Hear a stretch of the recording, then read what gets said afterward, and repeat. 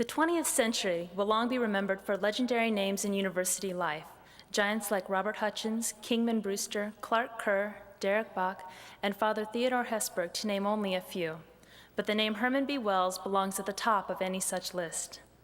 He was a higher education icon whose leadership and inspiration over many decades lifted Indiana University into the ranks of the world's greatest educational institutions. Dr. Wells was a major influence on my life. He became a close confidant and counselor to me in my years on the Board of Trustees, especially during my tenure as board chairman. Dr. Wells was a board member of the IU Foundation for the balance of his life, and working with him over 2 decades in that role also was an enriching experience. I especially recall his gifts as a consensus builder, as someone whose instinctive common sense could lure persons of opposing views into paths of constructive cooperation. Dr. Wells will forever be etched in my memory, particularly his collaborative work with Dr. Fred Hovde of Purdue and their effective work with state government. It is no exaggeration to call their combined efforts the golden age of higher education's relationship with the Indiana General Assembly. Another major achievement was his founding of the IU Foundation as the university's fundraising arm. He helped guide it through the struggling formative years, and he personally became involved in attracting many major gifts to endow faculty chairs and to provide seed money for new programs. The fact that the IU Foundation, with assets of $1 billion, ranks today among the nation's elite in endowment is due in no small measure to the ability of Dr. Wells.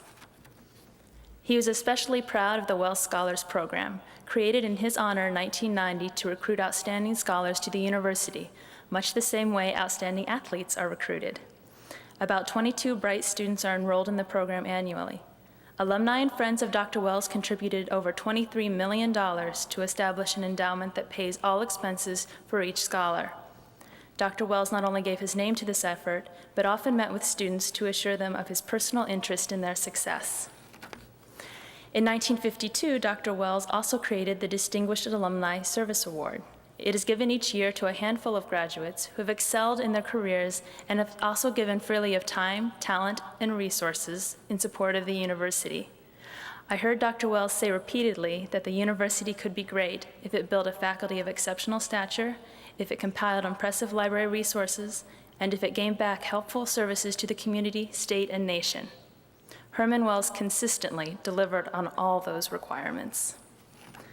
Shortly after starting his presidency in the late 1930s, Dr. Wells began attracting young, energetic, and remarkably able faculty members to the university.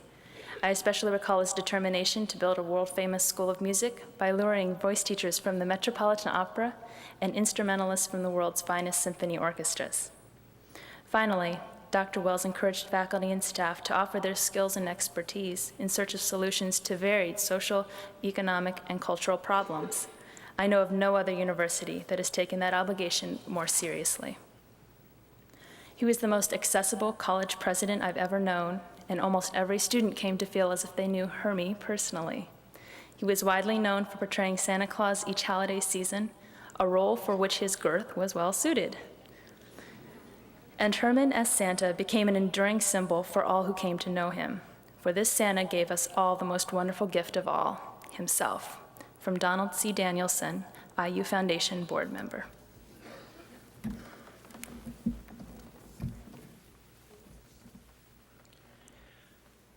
I am saddened to learn about the death of Chancellor Wells. I have met Chancellor Wells a number of times in the past during my visits to Bloomington, and regard him as a friend of not only me, but also the Tibetan people. My condolences go out to the members of his family. With my prayers, the Dalai Lama.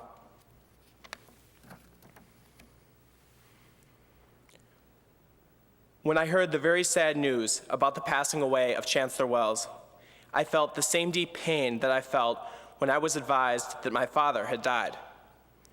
It was during the war years, and I was far away.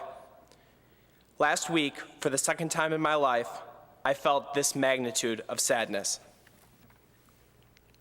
Herman B. Wells was not only my mentor, but he also gave me the privilege to be one of his close friends. In my 61 years of association with Indiana University, he was a motivating force. As a great man, he was also extremely modest. Behind the scenes, he enabled me to be an assistant in the Department of Government, now called Political Science, and later an instructor in the Economics Department. Last year, I experienced the most meaningful and happy event of my life. I received the Indiana University Distinguished Alumni Service Award. Just before my departure from Bloomington, when I was having tea at Herman's home, I said, "This was your recommendation. I know it." He had one of his wonderful smiles, and with his modest way, he answered, "Perhaps in a small way, but you deserve it, Coetzee." I send my heartfelt condolences to all of you. I do not believe an era is over at the university, nor in our lives. Loved ones never die. Herman B. Wells will be a source of guidance for all of us forever. Your friend, Coetzee Begdis, Istanbul, Turkey.